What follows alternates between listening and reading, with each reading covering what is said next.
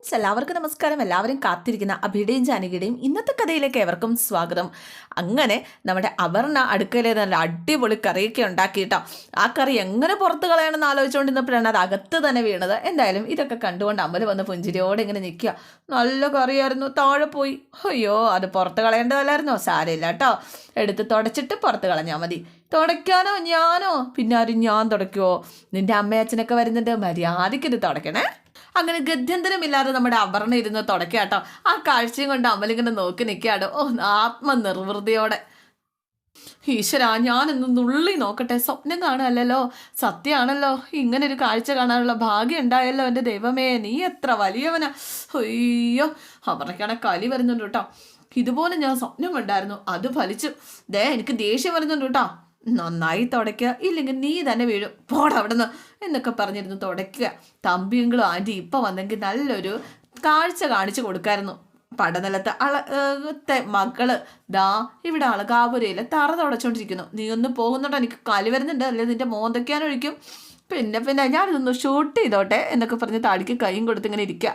തുടച്ചോ, അവരിപ്പോൾ വരും, നടക്കട്ടെ. പിന്നെ കാണിക്കുന്നത് നമ്മുടെ അജയ് ആണ്. അജയ് ഫുഡ് കഴിച്ചുകൊണ്ട് ഇങ്ങനെ ഇരിക്കുക കേട്ടോ. മരിയ തൊട്ടരികിൽ ഇരിപ്പുണ്ട്. ഹണി എവിടെയോ പോയതാ. അപ്പോൾ ലഞ്ചിന് മുമ്പ് ഹണി എത്തുമെന്ന് പറഞ്ഞിട്ട് അവളെന്താ താമസിക്കുന്നത്? അത് UK നിന്ന് സൈമൺ ഇച്ചായൻ്റെ വൈഫും കുട്ടികളും വന്നിട്ടുണ്ട്. അജയ് ഇവിടെ ഉള്ളത് കൊണ്ടാണ് അവരെ ഇങ്ങോട്ടേക്ക് വിളിക്കാതിരുന്നത്. അപ്പോൾ അവരെവിടെയാണ് താമസിക്കുന്നത്? അവിടെ സൈമൺ ഇച്ചായൻ്റെ ഫ്ലാറ്റിലാണ്, 16 കിലോമീറ്റർ അപ്പുറയാണ്. അവരിങ്ങോട്ടേക്ക് വന്ന അജയ് ആരാണെന്ന് പറയാനുള്ള അത്ര റിലേഷൻഷിപ്പ് ഇപ്പം ഇല്ലല്ലോ. ഫ്രണ്ടിനെ സ്വന്തം ഫ്ലാറ്റിൽ താമസിപ്പിക്കേണ്ട കാര്യമില്ലല്ലോ. അപ്പം ഞാൻ ഹോട്ടലിൽ താമസിച്ചോളാം എന്ന് ഹണിയോട് പറഞ്ഞതാണല്ലോ. ഹണിയല്ല സമ്മതിക്കാതിരുന്നത് എന്ന് അജയ് ഇങ്ങനെ ചോദിക്കുകയാണ്. അജയുടെ കാര്യത്തിൽ റോസിന് അതിന് കഴിയില്ല. പിന്നെ നിങ്ങൾ ഒരുമിച്ച് കഴിഞ്ഞിട്ട് കുറേ കാലമായില്ലേ. റോസ് വിവാഹമേ വേണ്ട എന്ന നിലപാടിലല്ലേ. റോസിൻ്റെ ബന്ധുക്കൾ എന്നോട് ചില ചോദ്യങ്ങളൊക്കെ ചോദിക്കുന്നുണ്ട്. ഒരു മറുപടി പറയാൻ എനിക്കും പറ്റുന്നില്ല. അജയ്ക്ക് എത്ര കാലം ഈ റിലേഷൻ ഇങ്ങനെ മുന്നോട്ട് കൊണ്ടുപോകാനായിട്ട് പറ്റും? അപ്പോൾ ഇതൊക്കെ കേട്ടുകൊണ്ട് ഹണി റോസ് ഇങ്ങനെ മാറി നിൽക്കുക അജയുടെ മറുപടി കേൾക്കാൻ. മരി ഉദ്ദേശിച്ചത് എനിക്ക് മനസ്സിലായില്ല എന്ന് അജയ് പറഞ്ഞപ്പോൾ റോസുമായിട്ടുള്ള റിലേഷൻഷിപ്പാണ്. ഞങ്ങൾ തമ്മിൽ വിവാഹത്തെക്കുറിച്ച് ഇതുവരെ സംസാരം ഉണ്ടായിട്ടില്ല. ഞാൻ വിവാഹം കഴിച്ചതിൽ ഹണി നീരസം കാണിച്ചിട്ടുമില്ല. പക്ഷെ റോസ് അജയ്ക്ക് വേണ്ടി കാത്തിരിക്കുകയാണല്ലോ എന്ന് മരിയ പറയുകയാണ്. ഇപ്പോൾ അജയ് ആക്കി ബിസിനസ്സും തുടങ്ങാൻ പോകുന്നു. അജയ്ക്ക് അതിൽ മുടക്കുമുതലൊന്നുമില്ല എന്നാണ് ഞാൻ മനസ്സിലാക്കുന്നത്. എത്ര കോടികൾ ഇറക്കിയാണ് ആ ബിസിനസ് എന്നറിയാവോ? അജയ് തന്നെ ഒരു റിപ്ലൈ എന്തിനിങ്ങനെയൊക്കെ റോസ് ചെയ്യണം? അപ്പോൾ ഫണ്ട് എനിക്ക് കണ്ടെത്താൻ കഴിയാഞ്ഞിട്ടാണ്, അല്ലാതെ മരിയ സൂചിപ്പിച്ച പോലെ ഹണിയോട് ഒട്ടി നിൽക്കാനല്ല ഞാൻ ശ്രമിക്കുന്നത്. പക്ഷെ റോസ് ശ്രമിക്കുന്നത് അജയോട് ഒട്ടി നിൽക്കാൻ തന്നെയാണ്. അജയ് ഒരു വിവാഹം കഴിച്ചതിലോ അജയ്ക്ക് കുട്ടികൾ ജനിക്കുന്നതിലോ ഒന്നും റോസിന് പ്രശ്നമല്ല. ലിവിങ് ടുഗദർ പോലെ അജയ് റോസിനോടൊപ്പം ഉണ്ടാകണം. അതാണ് അവൾ എന്നും ആഗ്രഹിക്കുന്നത്. നിങ്ങൾ തമ്മിൽ ഇനി വരെ ഉള്ള ബന്ധം പോലെയല്ല ബിസിനസ് തുടങ്ങി കഴിയുമ്പോൾ ഉണ്ടാകുക. ആദ്യത്തേത് ഇമോഷണൽ ആണ് എങ്കിൽ അടുത്തത് ഫിനാൻഷ്യൽ കൂടിയാണ്. അപ്പോൾ പിന്നെ അജയ്ക്ക് അതിൽ നിന്ന് ഊരിപ്പോകാൻ പറ്റുമോ? റോസിനെ ആരെങ്കിലും ചീറ്റ് ചെയ്തു എന്ന് സൈമൺ അറിഞ്ഞു കഴിഞ്ഞാൽ കാര്യങ്ങൾ ആരുടെ കയ്യിൽ നിൽക്കില്ല. അജയ് എല്ലാ വശങ്ങളും നന്നായി ആലോചിച്ചിട്ട് വേണം കേട്ടോ ബിസിനസ്സിന് കൈ കൊടുക്കാൻ വേണ്ടിയിട്ട്. എന്തായാലും നമ്മുടെ അജയെ കൊടുക്കാനുള്ള വലിയൊരു ട്രാപ്പ് തന്നെയാണ് ഹണി റോസ് ഒരുക്കി വെക്കുന്നത്. പിന്നെ കാണിക്കുന്നത് അളകാപുരിയിൽ എത്തിയിട്ടുണ്ട് വിശ്വനാഥൻ തമ്പിയും കെട്ടിയോളും കൂടിയിട്ട് അപർണയായിട്ട് ഇങ്ങനെ സംസാരിച്ചുകൊണ്ടിരിക്കുക. നമ്മുടെ മോളങ്ങ് അടുക്കളക്കാരിയായി പോയല്ലോ വസു. അപ്പോൾ പ്രഭാവതി അവിടെ ഇരിപ്പുണ്ട് കേട്ടോ. അമ്മയും അച്ഛൻ ചുരുക്കിപ്പേരാണ് വിളിക്കുന്നത്. ഞാൻ പോകുന്നതിന് ശേഷം രണ്ടുപേരും റൊമാൻറ്റിക് ആയോ? നീ ഒന്ന് പോയേ എന്ന് അമ്മ പറഞ്ഞപ്പം നീ എന്തിനാടി നാണിക്കണത്? മക്കളെ കെട്ടിച്ച ബാധ്യതകളൊക്കെ തീരുമ്പോഴല്ലേ ഇനി നമുക്കും ഒന്ന് ജീവിക്കാന്നുള്ള ചിന്ത ഭാര്യ ഭർത്താക്കന്മാർക്ക് ഉണ്ടാകുന്നത്. തമ്പിച്ചേട്ടൻ പറഞ്ഞത് ശരിയാ. അതുപോലെ തന്നെ ജീവിതം നരകമായി തീരുന്നതുകൊണ്ട് അതൊക്കെ ഓരോരുത്തരുടെ ഭാഗ്യം പോലെ ഇരിക്കും എന്ന് പ്രഭാവതി പറഞ്ഞപ്പോൾ ഭാഗ്യമൊക്കെ മനസ്സ് വെച്ചാൽ വരും. ഇതാണ് ഞാൻ പറഞ്ഞ ഭാര്യയുടെ പവർ വരേണ്ടത്. അപ്പോഴേക്കും അപർണ പറഞ്ഞു, ഇപ്പം ആ സംസാരമൊന്നും വേണ്ടാതെ അമൽ വരുന്നുണ്ട്. അങ്ങനെ അമൽ ഇറങ്ങി വരികയാണ്. അങ്കിളും ആൻറ്റി എപ്പോൾ എത്തി? ഞങ്ങളിപ്പോൾ വന്നതേ ഉള്ളൂ. ഇന്ന് അപർണയുടെ കുക്കിങ്ങാ. അത് രുചിച്ച് നോക്കാൻ എന്തായാലും അങ്കിളിനും ആൻറ്റിക്കും ഭാഗ്യമുണ്ടായി. അപ്പോഴേക്കും അമ്മ ചോദിച്ചു, നിനക്കതിന് വല്ലതും അറിയോ? അയ്യോ, ആൻറ്റി അവളെ ചെറുതായി കാണുമൊന്നും വേണ്ട. നിങ്ങൾ വരുന്നുണ്ടെന്ന് അറിഞ്ഞത് മുതൽ അവൾ അടുക്കളയിൽ കയറി അധ്വാനിക്കാൻ തുടങ്ങിയതാ. അത്യാവശ്യം എനിക്ക് അറിയാൻ പറ്റുന്നതൊക്കെ ഞാൻ ഉണ്ടാക്കിയിട്ടുണ്ട്. 10 മിനിറ്റ് കഴിഞ്ഞാൽ നിങ്ങൾ ഡൈനിങ് ടേബിളിലേക്ക് വന്നാൽ മതി. അപ്പോൾ എനിക്കറിയില്ല കേട്ടോ എന്തൊക്കെയാണ് ഉണ്ടാക്കി വെച്ചിരിക്കുന്നത്. ഇന്ന് വരെ കിച്ചണിൽ കയറി അവളൊന്നും ഉണ്ടാക്കി ഞാൻ കണ്ടിട്ടില്ല എന്ന് അപർണയുടെ അമ്മ പറഞ്ഞു കഴിഞ്ഞപ്പോഴേക്കും ആവശ്യം വന്നാൽ ചെയ്തല്ലേ പറ്റുള്ളൂ. അതുകൊണ്ട് അവൾ പഠിച്ചു കാണും, ഉണ്ടാക്കി കാണും. അവൾ വീഡിയോസൊക്കെ കണ്ട് അത് ഈ പറഞ്ഞിരിക്കുന്ന പോലെ ചെയ്തിട്ടുണ്ടാകും. അവൾക്ക് എന്തായാലും അങ്ങനെ ഒരു തോന്നലുണ്ടായല്ലോ. എന്തായാലും അവൾക്ക് എന്നും അടുക്കളയിൽ കയറി ജോലി ചെയ്യാൻ പറ്റില്ലല്ലോ. അമലെ, നീ എവിടെന്നെങ്കിലും ഒരു സെർവൻറ്റിനെ ഏർപ്പാടാക്കണം കേട്ടോ.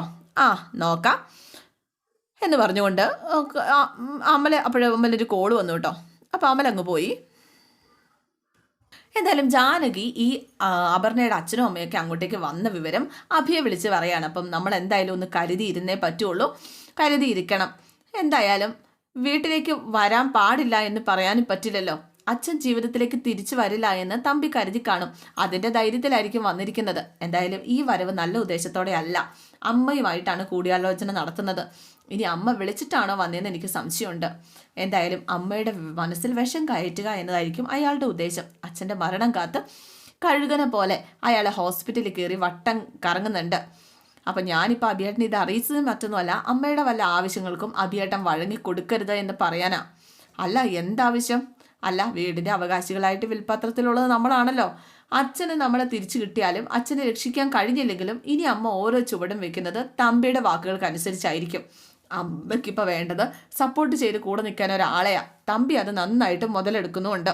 അപ്പം നീ ഈ സമയം അത് ചിന്തിക്കേണ്ട. നമുക്കൊരൊറ്റ പ്രാർത്ഥനയുള്ളൂ, അച്ഛൻ ജീവിതത്തിലേക്ക് തിരിച്ചു വരിക. ഉച്ച നേരത്തെ അവർ വന്നിരിക്കുന്നത്. ശത്രുവാണേലും ഭക്ഷണം കൊടുക്കാതെ ഇരിക്കുന്നത് എങ്ങനെയാ? വന്നിരിക്കുന്നത് അപർണയുടെ അച്ഛനും അമ്മയല്ലേ. അവൾക്കറിയാമല്ലോ അവർ വന്നത്. നീ ടെൻഷൻ ആവണ്ട. അപ്പോൾ അപർണ കിച്ചണിൽ എന്തൊക്കെയോ ചെയ്യുന്നുണ്ട്.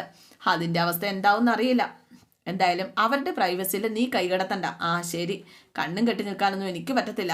ഞാനിവിടെ വന്നത് അമ്മയ്ക്ക് തീരെ ഇഷ്ടപ്പെട്ടില്ല. ഞാൻ ഉടനെ അങ്ങോട്ടേക്ക് വരും കേട്ടോ.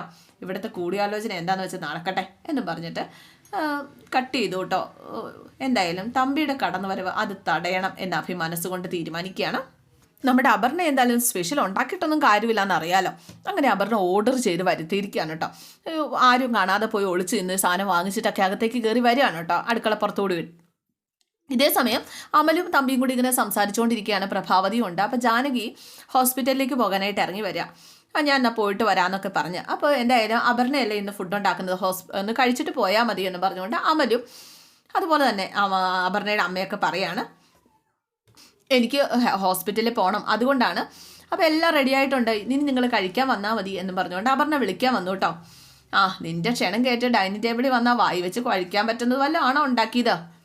എനിക്ക് കഴിയുന്ന പോലെയൊക്കെ ഞാൻ ഉണ്ടാക്കിയിട്ടുണ്ട്. നീ നമ്മുടെ മോളുടെ ആത്മവിശ്വാസം തകർക്കല്ലേ, അത് നമ്മൾ അഭിനന്ദിക്കുകയല്ലേ വേണ്ടത്. അവൾ ഉണ്ടാക്കിയില്ലേ. ഹോട്ടലിൽ പോയി കഴിക്കുന്ന രുചിയൊന്നും ആരും പ്രതീക്ഷിക്കണ്ട. വേണ്ട എന്ന് പറഞ്ഞ് ആരും എഴുന്നേറ്റ് പോവില്ല. ഇന്നത്തെ കാലത്ത് ഭക്ഷണം ഉണ്ടാക്കുന്നതാണോ പ്രയാസം? എല്ലാം ഇൻ്റർനെറ്റിലുണ്ടല്ലോ, നോക്കി കണ്ടും ചെയ്താൽ മതി എന്ന് പ്രഭാവതി പറഞ്ഞപ്പോൾ അങ്ങനെ തന്നെയാണ് ചെയ്തിരിക്കുന്നത്. ചിലർക്കൊക്കെ ഒരു ധാരണയുണ്ട്, പാചകം ഒരു വരപ്രസാദമാണ്, എല്ലാവർക്കും കിട്ടത്തില്ല എന്നൊക്കെ ജാനകിയെ നോക്കി പറയാണ്. അപ്പോൾ ആ വരപ്രസാദം ഒന്ന് ആസ്വദിച്ചിട്ട് ജാനി ഏട്ടത്തി പോയാൽ മതി. ഏട്ടത്തി എത്രയോ തവണ വെച്ചുണ്ടാക്കി ജാനകി അപർണയ്ക്ക് വിളമ്പിയിട്ടുണ്ട്. അതുകൊണ്ട് അവൾ വെച്ചുണ്ടാക്കിയതൊന്ന് കഴിച്ചു നോക്ക്, അവളുടെ കൈപ്പുണ്യം കൂടി നമുക്കൊന്ന് അറിയാലോ. മണ്ടൻ, ജാനകിയുടെ മുന്നിൽ വെച്ച് എന്നെ പരിഹസിക്കാനാ നീക്കം. അപർണ ആരാ മോളത്, നീ കാണാൻ പോകുന്നേ ഉള്ളൂ മരത്തലയാ എന്ന് മനസ്സിൽ ഓർക്കുക അപർണ. എന്നാൽ പിന്നെ നമുക്ക് കഴിക്കാം. ജാനകി വാ, ഹോസ്പിറ്റലിൽ ചെന്നിട്ട് വേണ്ടേ വല്ലതും കഴിക്കാനായിട്ട്. അപ്പം ഇല്ല, ഞാൻ കഴിക്കുന്നില്ല, നിങ്ങൾ കഴിച്ചോ എന്ന് പറഞ്ഞ് ജാനകി അങ്ങ് പോവാണ്. അങ്ങനെ ജാനകി പുറത്തേക്ക് പോകാനായിട്ട് ഇറങ്ങിയ സമയത്താണ് ഫുഡ് ഡെലിവറിക്കാർ വരുന്നതും ഇവിടെ നിന്ന് ഫുഡ് ഓർഡർ ചെയ്തിട്ടുണ്ടെന്ന് പറഞ്ഞിട്ട് ഇത് കൊണ്ട് കൊടുക്കുന്നത്. ജാനകിക്ക് മനസ്സിലായി ഇവൾ വരുത്തിയിട്ട് ഇവൾ ഉണ്ടാക്കിയതാന്ന് പറയാനുള്ള പരിപാടിയാണ്. അപ്പോൾ ആദ്യം വന്ന ഡെലിവറിക്കാരൻ ആരാ? 2 പേരെ വിളിച്ചായിരുന്നോ നമ്മുടെ അപർണ? എന്തായാലും അകത്തിവിടെ ഫുഡ് വിളമ്പി കഴിഞ്ഞു. നീ കാര്യമായിട്ട് ഉണ്ടാക്കിയിട്ടുണ്ടല്ലോ. ഇത്രയും വിഭവങ്ങൾ ഉണ്ടാക്കാൻ നിനക്ക് കഴിയുന്ന സത്യം പറഞ്ഞാൽ ഞാൻ അറിഞ്ഞിരുന്നില്ല. സത്യം പറഞ്ഞാൽ ഞാനും അത് ആലോചിക്കുന്നത്. ഓർഡർ ചെയ്തേക്കാൾ കൂടുതലാണല്ലോ വന്നിരിക്കുന്നത് എന്ന് അപർണ മനസ്സിൽ ആലോചിക്കുക. അപ്പം വേറെ ആർക്കോ കൊണ്ടുകൊണ്ടാണ് ഇവിടേക്ക് മാറി വന്നിരിക്കുന്നത്.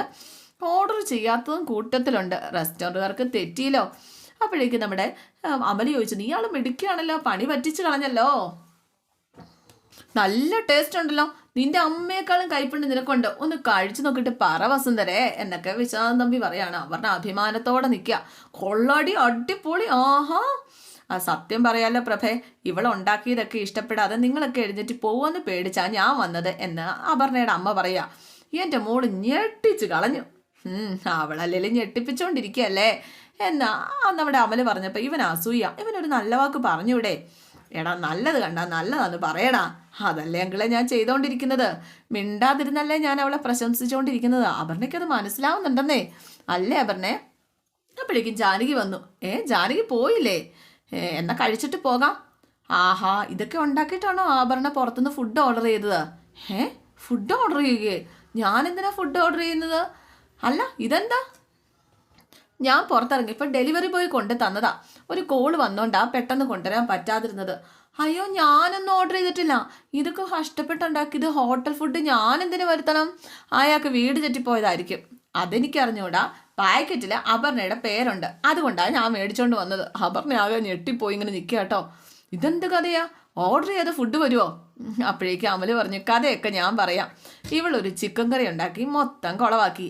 അങ്കിളും ആൻറ്റിയും വരുന്ന വിവരം അറിഞ്ഞ് ഞാൻ ഫുഡ് ഓർഡർ ചെയ്തു. എല്ലാ അടവുകളും പരാജയപ്പെട്ടപ്പോൾ അപർണയും പുറത്തുനിന്ന് ഓർഡർ ചെയ്തു.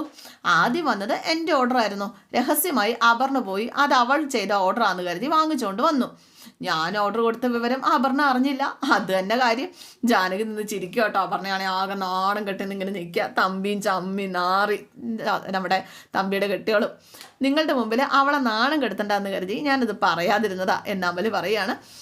അപ്പോൾ ജാനകി ഇവളെ ഇങ്ങനെ നോക്കുക കേട്ടോ. അല്ല, പിന്നെ ഇപ്പം ഇവിടെ വന്നത് അപർണ ഓർഡർ ചെയ്ത ഫുഡ് തന്നെയാണ്. എന്താ മോളെ ഈ കാണിച്ചത്?